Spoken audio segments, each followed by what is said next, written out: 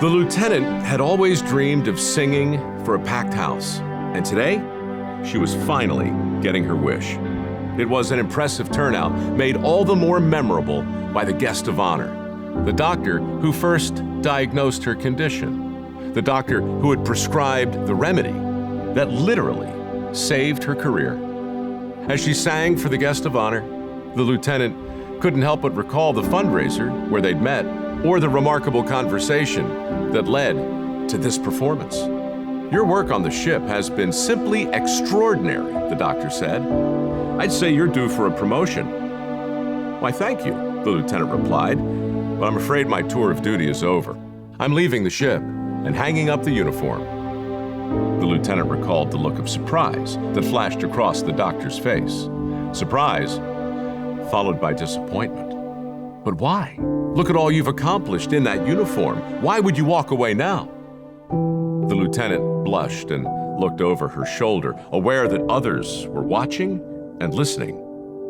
"Well, to be honest," she said, "I've always dreamed of singing on Broadway. I'm headed to New York City to make that dream a reality." Had it really been just a year since they'd met? It seemed like she'd known him forever. Now, as she sang for the man who changed the course of her career, the lieutenant recalled his exact words on the day they met. She remembered the way he lowered his voice before diagnosing her condition with a measure of candor she had not anticipated. "With respect, Lieutenant, your dream is a selfish one. Who do you suppose will wear the uniform if you hang it up? What do you think that person will look like? And what do you suppose that will mean for the rest of us?" The doctor's words had cut like a knife. The truth was, she had not considered the impact of her departure on anyone but herself, not on her shipmates, not on her captain, not on her country. But the doctor had, and what he said next would change everything. "I want you to know something, Lieutenant. I want you to know that I'm your biggest fan. I also want to thank you for being a hero to my children. You've shown them what's possible, so please reconsider this dream of yours. There'll be time for singing later." As usual, the doctor had been right. And now, barely a year after their chance meeting at that fundraiser in Beverly Hills, here he was, the guest of honor in a packed house. And here she was, singing for the man whose prophetic words had convinced her to remain in that uniform. We'll walk hand in hand someday. That's why, when she finally hung up her regalia once and for all, it was no longer the red dress of a young lieutenant. It was the uniform of a seasoned commander. That's also why she was selected by NASA to become a space ambassador, a role that allowed her to assist actual astronauts aboard an actual spaceship as they analyzed the atmospheres of Mars and Saturn during a high-altitude public relations mission that helped pave the way for women and minorities in space.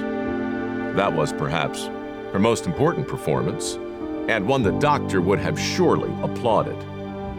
But, alas, he never learned about her work with NASA, nor did he ever hear the lieutenant sing, even though he was right there, in front of her, on that fateful day in April way back in 1968, the day a make-believe lieutenant sang for a packed house on that, the occasion of his funeral.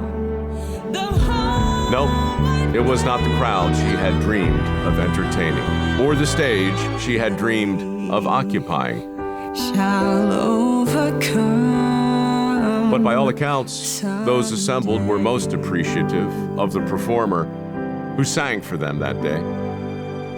The actress who boldly went where no black woman had gone before, onto a prime-time network show in a role that would challenge racial stereotypes and destroy the assumption that a black woman in a uniform on television had to be a maid.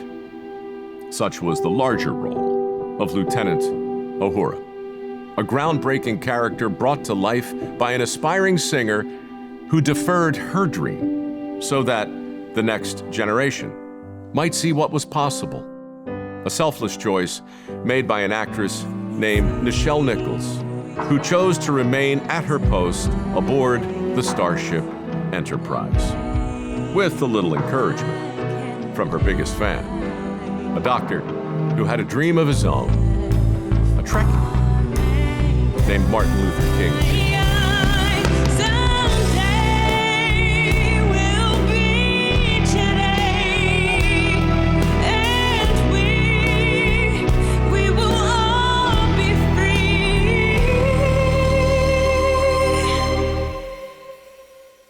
And we shall overcome,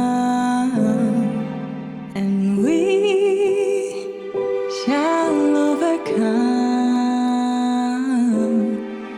someday.